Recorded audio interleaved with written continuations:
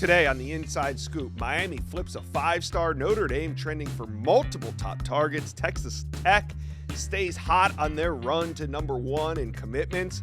We've had a bunch of them here on this channel. We're going to give you the highlights. It's a loaded show today, but before we start, I was in a total sprint this morning. No time for breakfast, so Huel handled it for me. Quick meal in a bottle. Link is in the description if your mornings look like mine.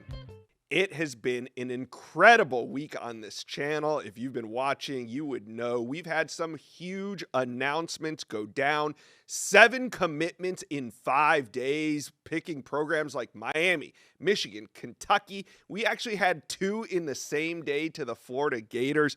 All right here on the Rivals Recruit channel. That's why you need to be subscribed. It's always exciting, sometimes emotional. We're going to show you the moments that you love to see in recruiting. We edited these clips down so it's right to the point where they commit.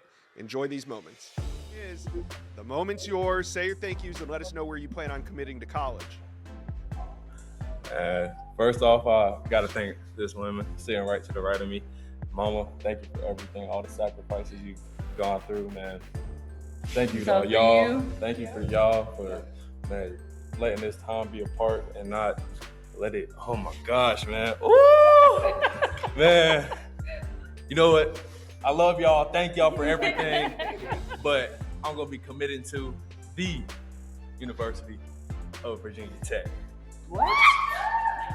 Oh, we have Florida, baby!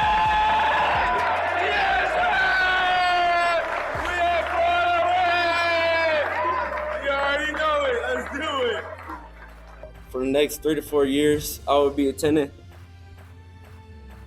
the University of Florida. Go Gators!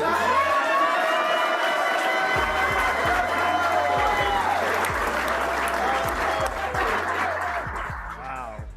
What's up, Zeke? It's Coach Cristobal. Can't wait to get you down here, brother. The trenches got to get to work, and it's been a long time coming.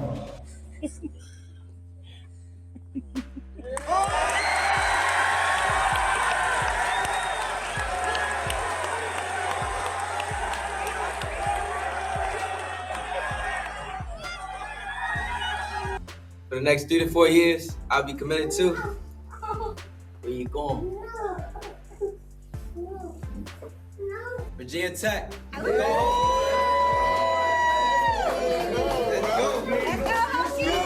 Go Hokies. Yes. For the next 3 to 4 years, I'll be taking my talents to John Brady. University of Kentucky. Let's do it. There it is. It's Kentucky. BBN going crazy in the chat right now. They are loving this. Without any further ado, for the next 3 to 4 years, I'll be taking my talents too.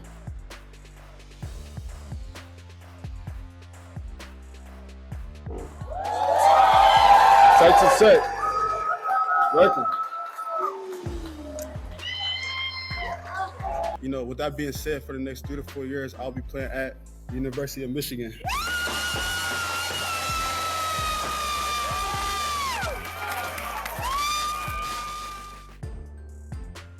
And there you can see some of the excitement on the Rivals YouTube channel this week. You guys gotta be subscribed. We have more commitments coming this week.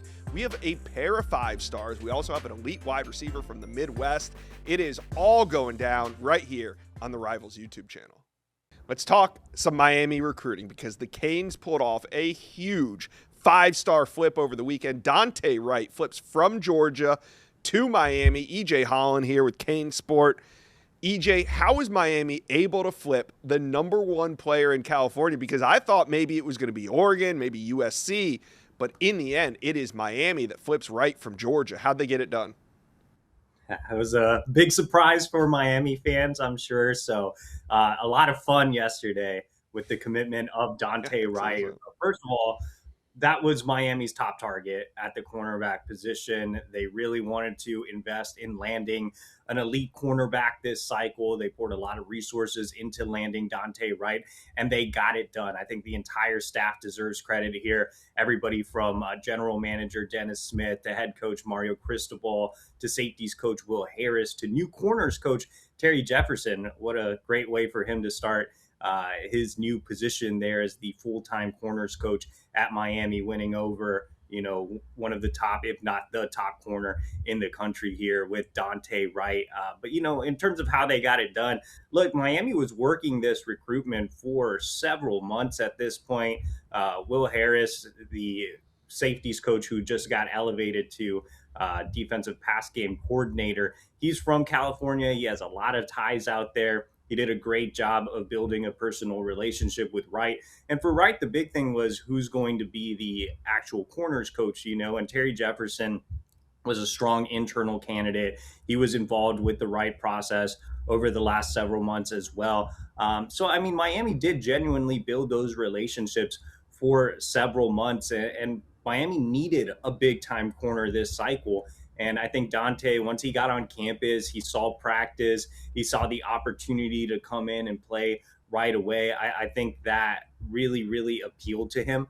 There's been buzz, Josh, as you know, for the last few months that Dante was trending away from Georgia, that he was likely to flip.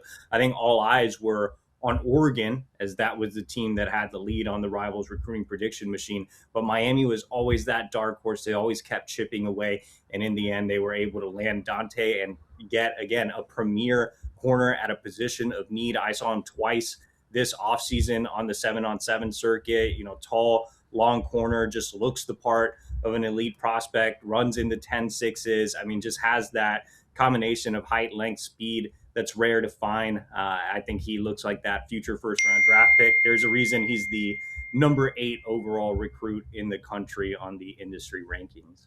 All right. Now, what timing for this? Just as Miami fans are kind of licking their wounds from losing Myson Johnson-Cook to Auburn, and then the Mark Matthews predictions rolling in for Texas A&M, Dante Wright in the middle of the night, in the middle of the weekend, flips from Georgia to Miami, a huge get. Now, let's keep on with the 5-star intel. I mentioned Mark Matthews 2 weeks ago when those predictions were rolling in for the Aggies. It felt like he might come off the board. Maybe a commitment was coming soon, but since then, maybe the dust has settled. It seems like we're in a holding pattern here. You were able to talk with Mark Matthews in person when you were down in Miami. What did he say to you? What's your feel for this recruitment right now? Yeah, I didn't really know what to expect when I made my way down to South Florida this past week to meet with Mark. I didn't know going in if he was going to say, I'm about to shut things down and make a decision. That was the buzz, that he could make a decision at any point here, over the last week. Obviously, he didn't. And, in our exclusive interview, which you can find over at Kane Sport, he talked a little bit about how he's now taking his time with the process. He's hitting the reset button a little bit. He doesn't want to make a decision soon. Now, could that change? Sure. This Mark Matthews recruitment has been all over the place over the last couple of weeks, so that could certainly change. But as of right now, he told me he's planning to go through the official visit process. Now, does he make it to those final 2 official visits, which are Georgia and LSU? I'm not sure. I still think this is clearly a Miami, Texas A&M battle, but I think the longer this goes for Matthews, the better for Miami, because right now A&M had that momentum.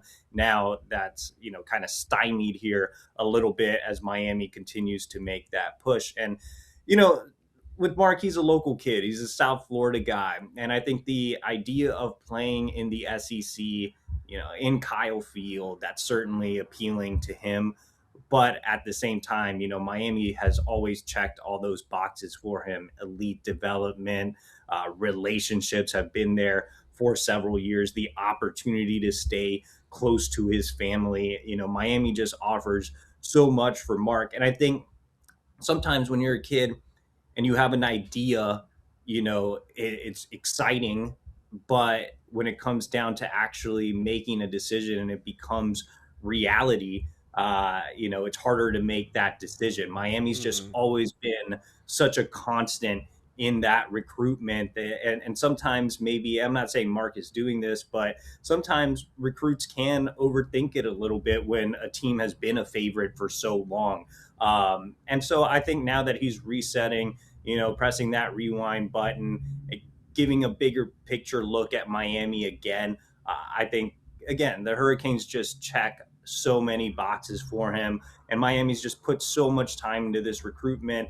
I think another thing for Mark, is that path to playing time. I know Miami just landed Jackson Cantwell last cycle, and a lot of people have made a big deal about that, but he has an opportunity to come in and start opposite of Cantwell pretty early on in his career. I mean, Mark's an extremely talented recruit, has fantastic feet, looks a little taller than listed now. When I visited him, I was like, Mark, you got bigger than when you were in January, man. He's looking the part. You can tell he's putting in the work. There's a lot to love about Mark Matthews. There's a reason he's the #1 offensive tackle in the country. So I think he can come in, and depth chart's not really a concern there. And I think Miami is pitching him on the opportunity to play early as well, to play, again, opposite of Cantwell, not necessarily look at like, well, Cantwell's in front of you. I think there is opportunity there for both of them to lead the Miami offensive line for a long time, for both to become future NFL first-round draft picks. So right now it's tough to say where things are, just because it's obviously brand new news that Mark is pushing back his timeline. But again, I think if this goes into that official visit season as expected, Miami's right back in it with a really strong chance to land him. And one last point on that, Josh, is May 29th is Mark Matthews' official visit. June 5th is his A&M visit. And a lot of people are speculating, well, A&M has the last visit, so that must mean something. It's important to note that Miami is loading up May 29th. That is a massive weekend for the Hurricanes, arguably the biggest weekend of the summer. So I wouldn't really read too much into that. They want Matthews in first that May 29th weekend. There's a reason they're getting that weekend. So I think Miami, they shocked the world with Dante Wright. They can get Mark Matthews, they can get momentum back on their side. This is the reason I flipped to covering Miami, Josh. These exciting recruitments, and Miami can get this done, man. Yeah, I think so. Like we said, we thought it was coming to an end, but really it was just the start of the fourth quarter. This month of May could be the fourth quarter of Mark Matthews' recruitment. We could find out in early June, mid-June, where he's headed. So let's talk more about these decisions on Friday. I want to know, Miami fans, were you here? I was here in the chat. If you watched elite defensive lineman Ezekiel Ayingbayo commit to Miami right here on this channel, it was a fun one. It was one of the best commitments we had. Mario Cristobal, his voice came in right before the commitment, and then Ezekiel came up with the 2 crystal balls for crystal ball. That's all. That's how I put it together. So he is a cane. That was a fun one. And this week, you guys are going to want to be tuned in, because we have 2 more 5-stars that are considering Miami. On Tuesday, we have Olu Olubabolu, and then on Friday, we have defensive lineman David Foe, Runcho, both 5-star recruits on Rivals. EJ, it's a big week. What are your thoughts on where Miami stands with these 2?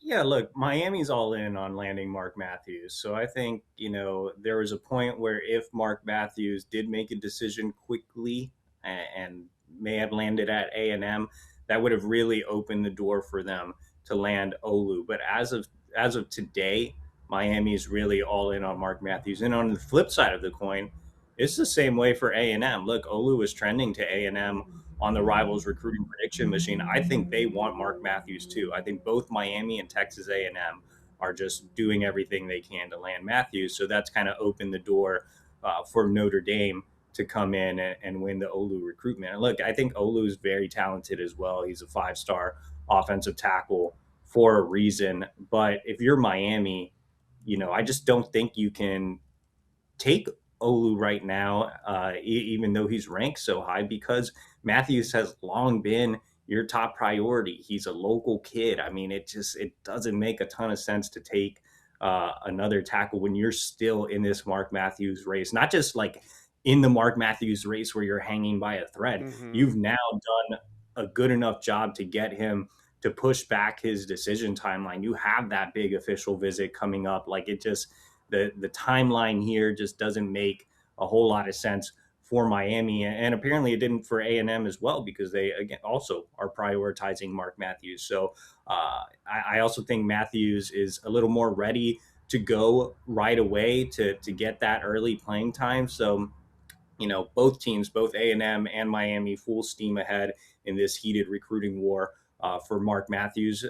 So, you know, I think Olu will find a really good home and be a really talented prospect, but all eyes for Miami are on Mark Matthews. All right. Well, what about David Falruncho? Because he's going to make his decision on May 15th. And for a while there, I thought maybe Miami had some ground to make up. But after that flip of Dante Wright, who knows which way this thing's direct is going to be going. What do you think heading into the week? Where do you think Miami stands? Now, things can change. We're still 5-6 days away. Where do you think Miami stands? I still think there's optimism around David Falruncho. And I said this last week or the week before, Josh. I still think there's optimism. You know, Miami has put in a lot of work. They've seen him on the road. And the other thing about Falruncho is he's a very quiet kid. Right. He's not giving away a ton of hints. I think there's all this optimism coming out of South Bend, and he has several ties to Notre Dame, and Chicago is, you know, a priority recruiting ground for the Irish. But at the same time, Miami has found success there. It's not like it's, you know, random area to Miami. They went to Chicago. They landed a 5-star defensive lineman in Justin Scott. They surprised many people when they went out there and landed Justin Scott. They went out there, they landed a 5-star edge in Marquise Lightfoot as well.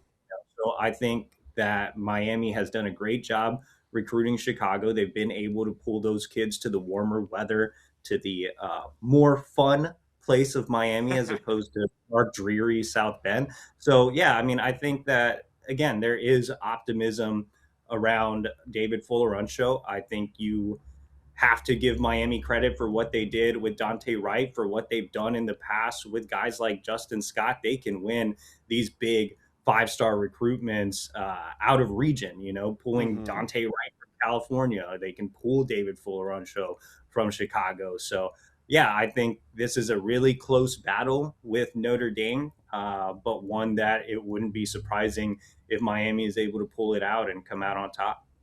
All right, so talk to Miami fans right now. Who else do you feel the Canes are trending with?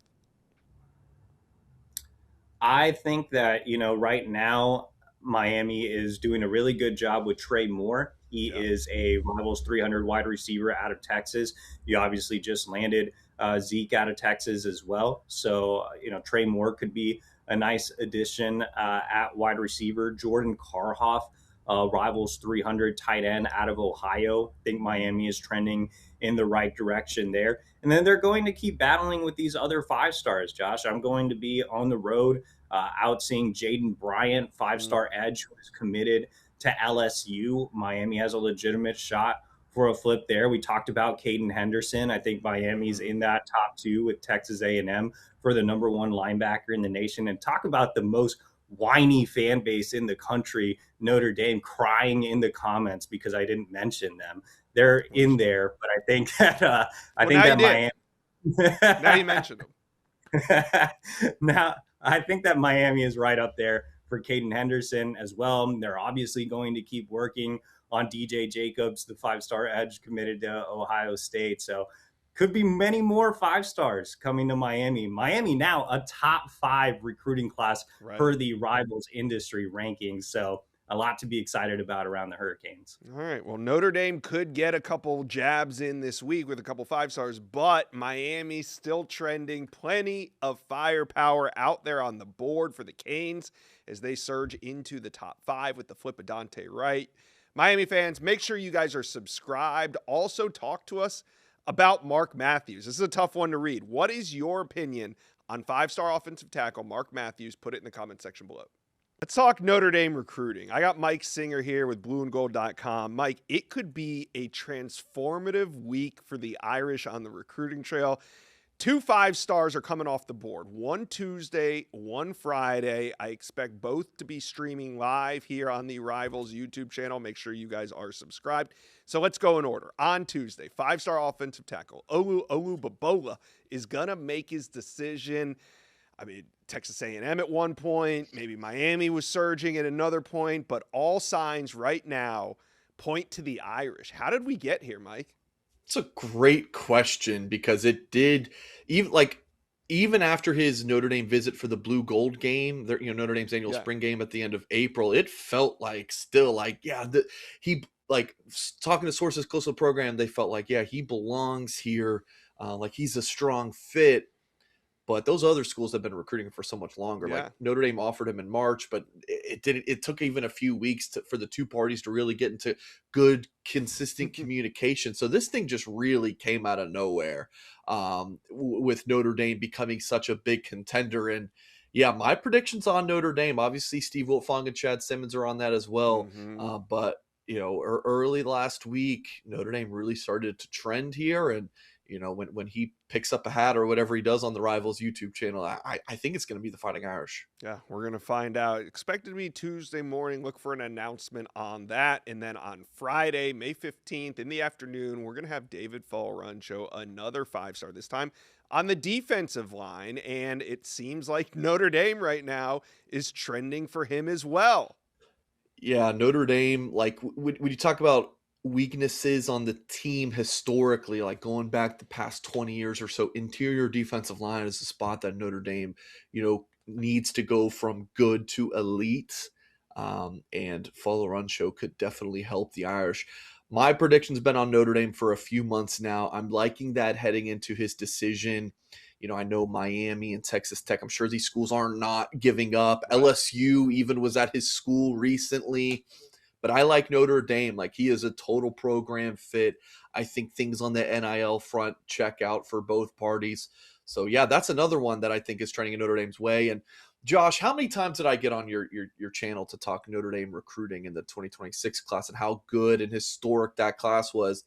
The way 27's going, I think it's going to be just as good, potentially even better, especially when you look at the top of the class, which is saying something. And I think it's going to be deep as well. That blue chip ratio, 80% or so.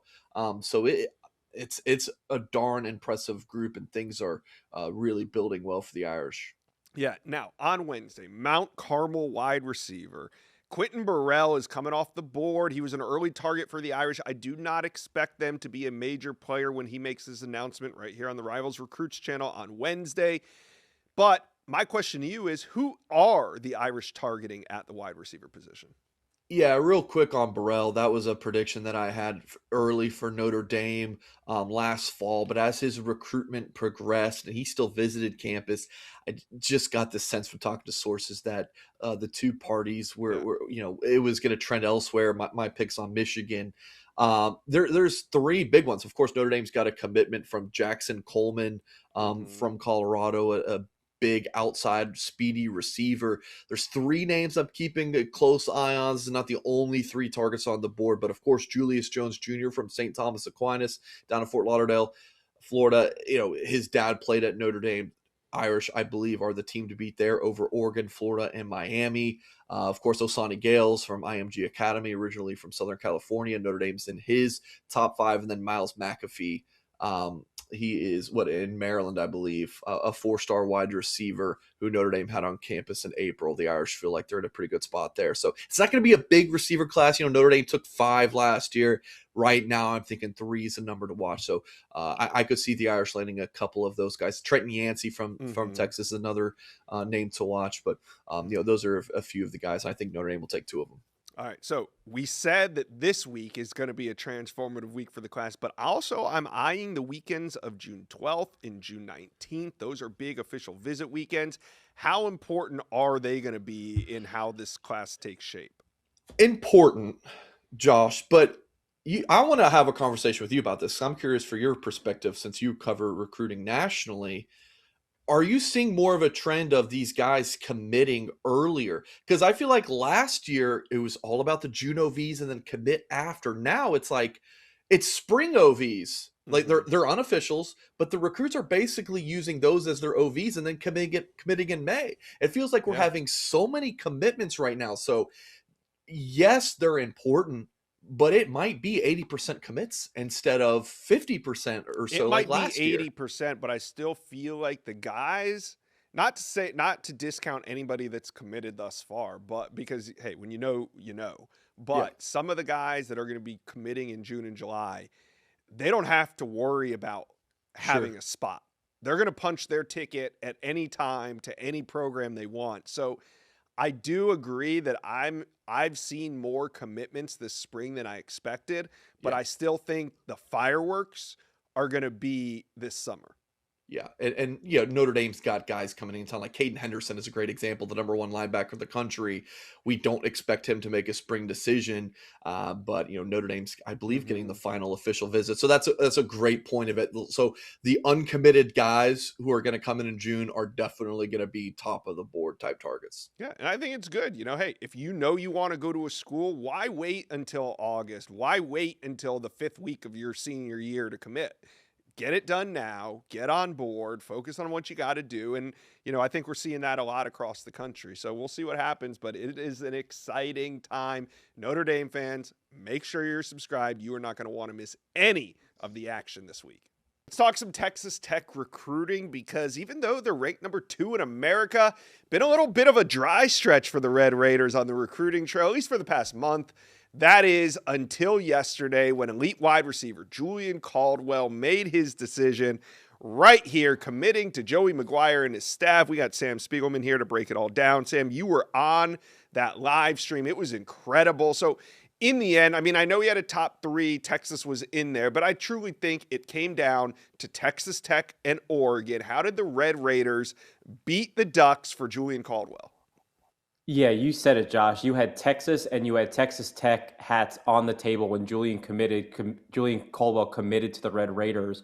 Oregon has probably been one of, if not the favorite, for the long stretch of his recruitment. They offered first. They worked him out on campus first. And Dan Lanning and that staff have had their foot on the gas with one of the best prospects in America, one of the best in Texas. And they have a long track record of signing elite wide receivers from the Dallas-Fort Worth area. Don't make me remind you about DeCorian Moore or Jalen Lott last cycle. Texas Tech, though, has been the team surging, I would say, since midway through his junior season at Argyle. Juice Johnson has been a regular presence at Argyle High School since the fall. And again, this spring, he was just on campus last week. He had made consecutive visits out to Lubbock. He was supposed to be on campus again in January, but we know that inclement weather out there in Lubbock kept him from visiting. He made a surprise visit in the middle of April, which ended up leading him to setting a date. Oregon and Texas Tech have been jockeying for position, but Texas Tech put it into full drive mode with Julian Caldwell. They envision him being a huge part of this offense, not too far away. Him, Benny Easter, Kavian Bryant, their blue chip trio on offense right now. Yeah, we are going to hear a lot about Kavian Bryant to Julian Caldwell for years to come out there at Texas Tech. So that was a fun one. You were here for it. Texas Tech fans, if you were here for it, put "I was here" in the chat. I want to know how many of you guys watched Julian Caldwell commit to Texas Tech. If you haven't seen it yet, I will link it in the description of this video. All right, so we said that Texas Tech has been in a little bit of a dry spell. They've had a lack of commitments, but I think another thing that's kind of frustrating Texas Tech fans last month was seeing Jalen Brewster and Benny Easter, 2 of their top commitments, taking visits, some official visits, some unofficial visits, but both of them have been out, taking some trips to see other schools. What's your take on that, and what would you tell Texas Tech fans about these 2? Well, I have a lot of things to say to the Texas Tech fans. One, it's May, and they have the number 2 recruiting class in the country. It's really difficult to call this a dry spell, especially when you consider that 5-star edge Anthony Sweeney committed in the last month or two, one of the most prolific backs in the country from DeSoto High School there in Dallas, Sarad Baker committed. But I hear you, Texas Tech fans. I know that the concern is on Benny Easter Jr., who has made a few official visits, including to LSU. He's been to Ohio State. Alabama is swinging away. Texas is swinging away. I think that Texas Tech is in a fantastic spot long-term with Benny Easter Jr. He's still going to take a couple more official visits over the next few weeks, but from speaking to sports sources connected to his recruitment, from speaking to sources in Lubbock, there is a lot of optimism about the chances that he is a part of this class when it's all said and done in December. And then it's Jalen Brewster, the number one player in America, the crown jewel of the Red Raiders, number 2 ranked class in America. Florida has gotten him on campus a few times since Coach Sumrall arrived in the swamp. He's been to Indiana. He took an official visit to SMU, which really moved the needle. Still, from speaking to his camp, there is a lot of optimism that no matter when it's all said and done, Texas Tech will get the final official visit. His family is planning to move to Lubbock when he enrolls at Texas Tech for the 3 or 4 years he's there before he heads to the NFL. There is no relationship as strong as Joey McGuire with Jalen Brewster and his family. Obviously, we all know that Joey McGuire won championships at Cedar Hill High School. That relationship has only elevated as we approach these final official visits. I was told Jalen Brewster just wants to take these visits, and it's only made him more confident about his own future with Texas Tech. I expect him to be a Red Raider when it's all said and done during the early signing period. All right, that's great news for Texas Tech fans. Now, let's talk about who are some of the big names right now that Tech is trending with. Yeah, well, they're gonna in a couple of days they're gonna see 5-star David Falarunshu come off the board. Miami and Notre Dame are fully immersed in that battle with Texas Tech, which is right there, a finalist.